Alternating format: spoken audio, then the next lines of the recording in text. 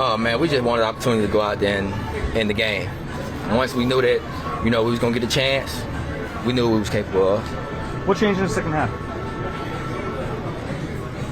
I guess we just decided to go play. What's it like watching Jake line up for that long kick in regulation? Oh, that's money every time. No doubt in my mind. I know some guys don't watch, some guys do. Do you watch? I'm watching. And if you don't watch, it's because you scared of what may happen. I know it's money, so I'm going to watch it. He had some big catches late in that game. What is it about you that allows you to come through in those clutch moments? I'm just doing my job. Coaches trust me, Jalen trusts me to, give me an opportunity. I'm just going out there, making the most of it. Did you have a view on Jordan Davis chasing down Josh Allen? Yeah, man, that's a big boy, hard fall. I know it hurt. Just the fact that he's able to kind of stick with him on that. Oh, yeah, you see JD do that all the time at practice, chasing after the quarterback and things like that. Defense do a good job of getting to the ball. Everybody runs to the ball, so I expect nothing less. Seems like we do this every week. We talk about a big win, but like a ton of stuff to still clean up. How do you view a performance like that? You're always grateful for the win, but we can make things a whole lot less stressful. We just come out playing the first half. What do you think that is, that your first half, the last 2 weeks haven't been? I honestly do not know. It just look like we just go out there slow, and then second half come, we just be ready to play football. You guys all stick together, I imagine, right? That's probably. Oh yeah, it's never no doubt in our mind. If we go out there, everybody knows, we're gonna end up putting this together. Just keep fighting, and that's the whole thing with this team. No matter what's going on, nobody's gonna quit. Everybody's gonna always fight. On your touchdown reception in midair, you kind of turned and took the hit in the back. So did you do that on purpose so they wouldn't hit the ball, or just kind of how your body was turning? Jalen kind of helped me out with the throw. He kind of threw me that way to protect me, so I appreciate him for that. DeVonta, you've had as a team this year and so many games like this. What does this one do? I mean, in the overtime, come back the way you guys did in the second and fourth quarter. I mean, I don't think it can get no worse than this. Down with the weather conditions and things like that, going to overtime and things. Maybe it could get worse, but this is probably one of the worst ways I've seen. You had your hands in your pockets until the snap. You take them out when you're out. Oh yeah, just keep your hands dry. Gotta keep your gloves dry. Okay. Does it kind of underscore or enhance or whatever terminology you want to use the confidence level this team has had all year, and regardless of situations, to be able to keep doing what you guys do? Does it enhance that, or does it underscore it? Or I mean, shout out to Nick. I mean, that's what he preaches to us, and everybody buys into it. And I believe a lot of the guys around here just played a lot of football, played in a lot of big games and things like that, so everybody knows what it takes.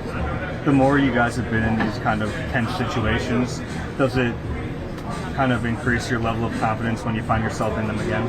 Oh yeah, the more you do it, the more confident you get. But I like to cut it out and just go ahead and win the right way.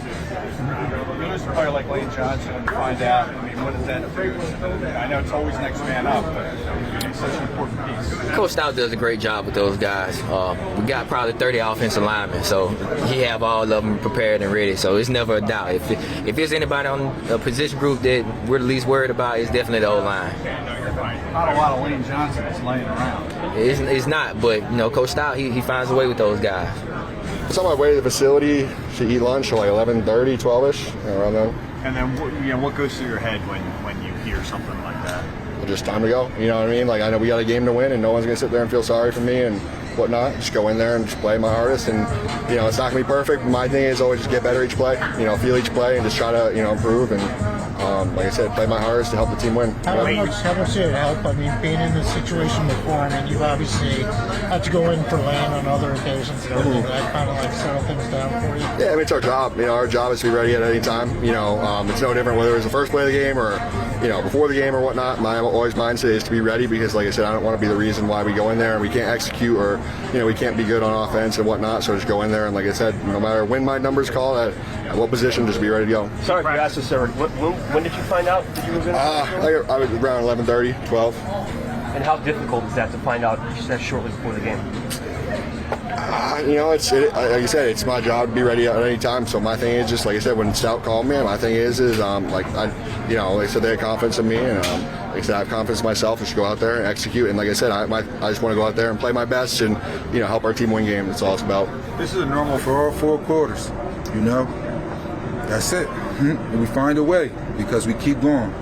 We're dogs. We don't stop when things are going bad. We keep going until they get good. So there's never a point where you guys are like, it's not our day? Oh, no, hell no. Like I said, it's a 4th quarter. Things can go bad for 3 quarters. That 4th quarter, who knows what's going to happen? That's why we continue to play ball. You never know what's going to happen. Everything not going to go our way. This is the National Football League. It's good teams out there. We played some good teams the last couple of weeks. Coming down to the wire. But week after week, we've been able to find a way because we're dogs at the end of the day.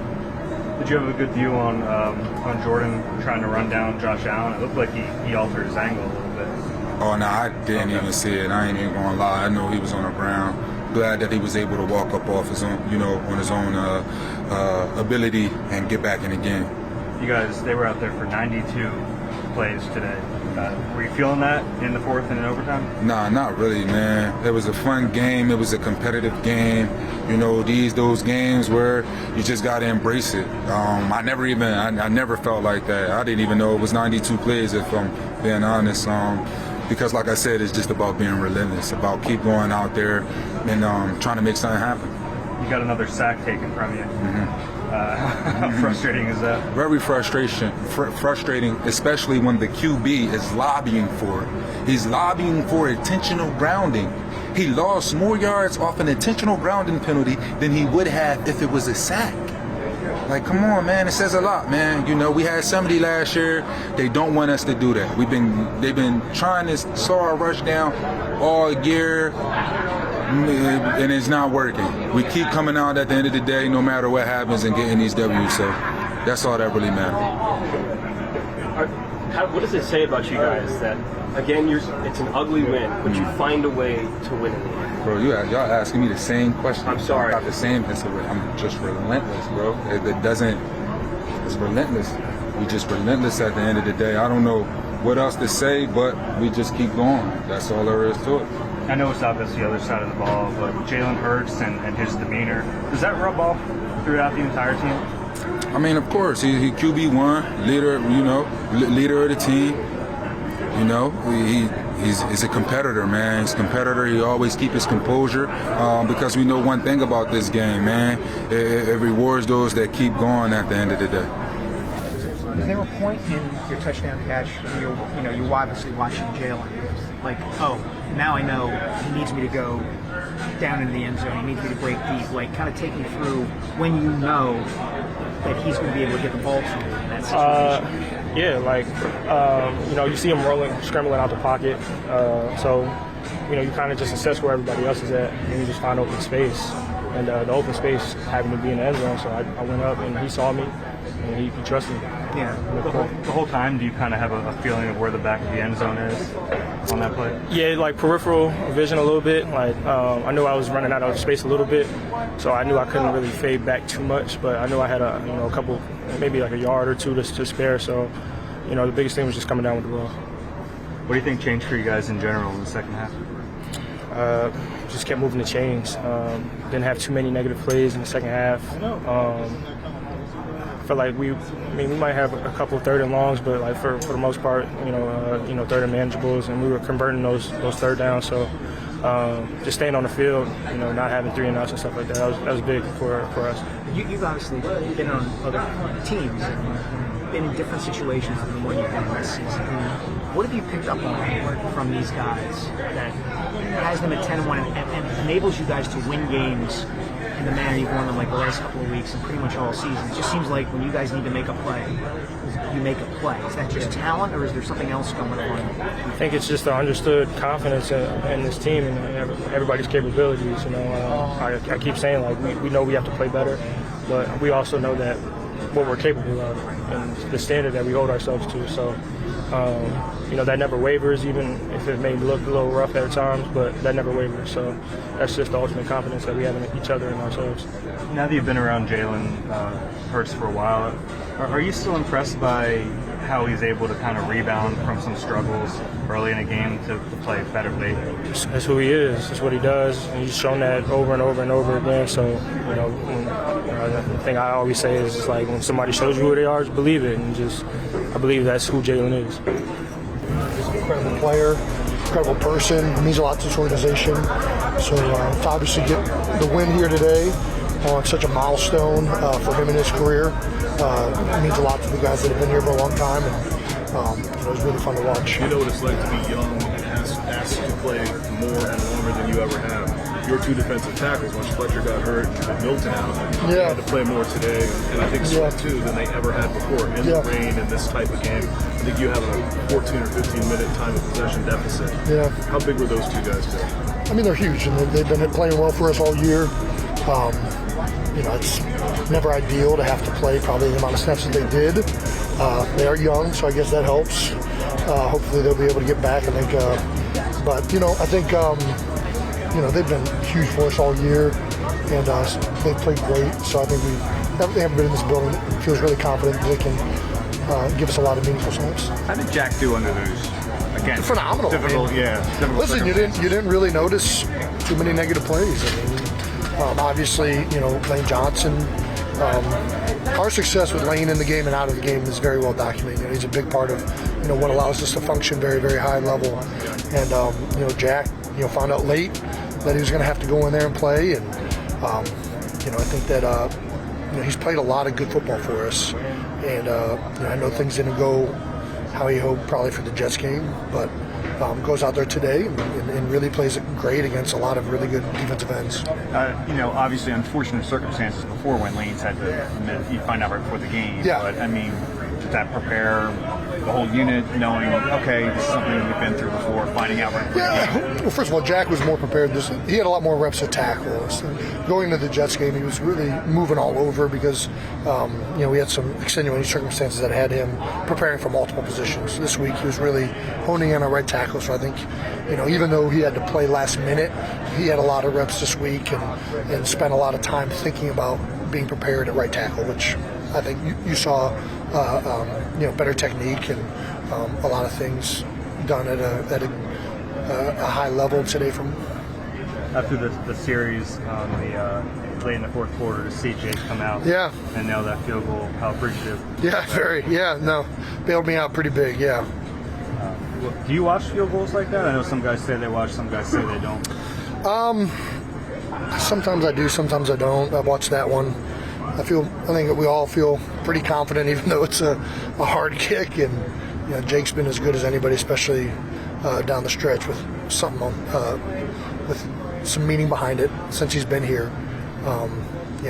Jake the Make, whatever we want to call him, he's been huge for us. And I think everybody, even though it was a tough kick, was pretty confident in his ability to go out there and get it done for us. One final touchdown, did you expect the safety to clear there? We did, yeah. I think, I heard the play call come in, and I was curious to see if they were going to be blitzing off the edge there. And sure enough, it was it's not the easiest play to hit. You got to get to the edge quickly and try and make sure that there's a hole there. But we've run that play well against that particular defensive call before. Really opened up pretty good for us. Were there adjustments made at the half? Of course, yeah, there's adjustments. Significant ones. No, I think, you're always adjusting in half. What are they doing formationally? What are they doing to try and stop things? I don't think anything significant was made. I think that, we settled in. I obviously can't speak for the passing game. I can only speak for the run game. But these are run plays that are in every week, and every time we get to halftime, we're like, okay, what plays do we like that are kind of stable plays, and what plays that are on the game plan do we like? And it didn't feel any different in that regard. I heard you asking a question, Sal. You know? Is it the same hit on the Kansas City corner blitz? It's a similar play. I can't say that it's the same. We have trying to remember if it was the same play or not. Dermott was showing a lot of the stuff you expect normally. Well, but he wasn't really blitzing that much. I think Spags was doing a lot of zero blitz and edge pressure. McDermott was showing a lot of those things and playing soft coverage behind it. As a matter of fact, that kind of some of the things early on, I think we were expecting pressure based on the presentation, and it ended up not being that. And we don't know. I still don't know if they were checking out of it, or if because the defensive line was still doing some things that make it. They were still like spiking down, like there would be a pressure there, and there wasn't one. So.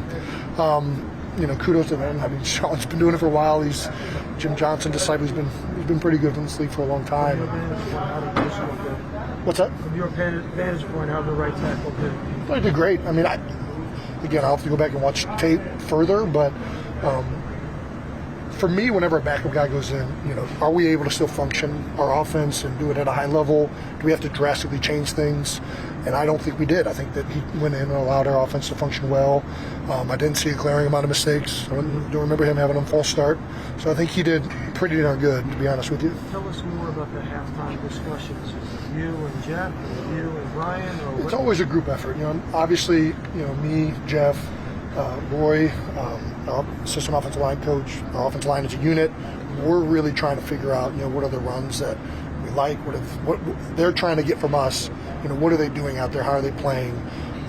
What's the structure feel like? Because they get the picture of it, but they don't necessarily know, how the guys are playing. And so there's a discussion between the coaches where they get to convene about everything we've talked about on the sideline. Then it comes back into a group setting, and Stout kind of lets us know, hey, we're getting to this, this, and this. What do you think of this play? He might ask, and we'd say, yeah, I like that. This guy's playing this way, whatever, right? And then I'm assuming something similar happens in the passing game. It's a 3-game stretch. The adjustments at halftime seems to be really good. Yeah, I think part of it's adjustments. I think part of it's settling down. Spags last game was doing a great job of something as little as stemming the front, right? And that can throw you off, especially when you have limited opportunities or drives in the first half, where all of a sudden, the guy moves or he does this, and then the second half, when they line up a certain way, you're expecting that to then happen. So it might be the same play call, but because everybody anticipates what's about to happen a little bit more, it's a higher chance of success. So I think that we're really doing a good job of communicating what's happening. I think that, and then when you kind of understand what's happening, you can play quicker, anticipate better, and play more efficiently. You get smarter as you get older, right? In some ways, yes. In some ways, no. Yeah. Jason, what's the best way to describe that Jalen performance? I think that it's a Jalen performance. I think there aren't too many guys that I've played with, probably nobody I've played with, that's been more clutch down the stretch. If you look at, since he's, especially last year, 2-minute situations, game on the line, even in the Super Bowl, goes down, gets a touchdown right down the stretch. He's been so good in crucial situations when things have to happen. And, that's a trait not to take lightly. I think that if you look at most of the best players, that is a trait that they have to have. And, that's a big reason why we've won the last 3 weeks is his ability to, really get it done down the stretch when it matters most. What's necessary to have that trait? I don't know. I think there's some intangible things and kind of how he's hardwired that probably you can't teach, you can't coach. I think that he does a great job of staying pretty even keel. He's been through so much adversity in his career and his getting to this point that I think that he's had to learn those traits and attributes of how to not let things get to him and just keep moving forward, just keep trying to next play mentality and but there's something else, man. I don't know what to say, but he's got it. Knowing that he has that, how much does that mean, do you think, to the rest of the team? It's nice. I don't know. Yeah, you always want that trait, especially the quarterback, because there's going to be most of these games in the league are decided by less than a touchdown, right? So if you have a guy with that mentality to be able to play well down the stretch, I think that's a big reason why we've won so many games the last 2 years. Jason, what's different about this team maybe than any other team you've ever been on? Well, we close a lot of games out that we start shitty and get it going in the second half. I think that's been a trend, unfortunately. I'd like to clean up the first half and maybe not have to do that, but I think there's a lot of resolve with this team. There's a lot of I think experience and players that are confident in what they can do and get it done when it matters most. Kind of what you said, Jason, about that, and then with the traits that everybody's kind of answering. Yeah, patience part of that. Of course, yeah. Part of it's patience. Part of it's an intensity. You can't get too fidgety, too up. You can't just be out there with no juice whatsoever. Yeah. I think he's got the sweet spot of he's a silent assassin. He's calm. He's at all times very much. He's got that level of concentration and instinctiveness when it matters most. I think it's hard to be. When a lot of pressure's on the line and a lot of things are happening, instincts can somewhat change based on that stuff. And I think he's very good at keeping some of the things that he does well that aren't coached and keeping that alive in these crucial moments. And I think if you look at quarterbacks that do that extremely well, they all kind of have that trait where when the play's not there, something's not happening, they know how to make something happen. And he does it about as good as anybody out there. To bring the vibe down. What happened on those two? Well, sorry? Yeah. I mean, it's you get loud, and I think that you're trying to. They were blitzing a lot in the 2 minute, and I was trying to direct the protections and get everything picked up. And when you do that, a lot of times, and it's loud, and you get fidgety. So I think that's one thing. Obviously, we got to clean up. So it's been a problem here before. Sometimes we have a lot of fan bases gets into the game, and unfortunately, when you're up at the line, a lot of the times the snap count sometimes gets taken for granted, and it's kind of an afterthought. And sometimes when that gets delayed or the crowd is loud and you can't hear, you're prone to mistakes. So obviously not good.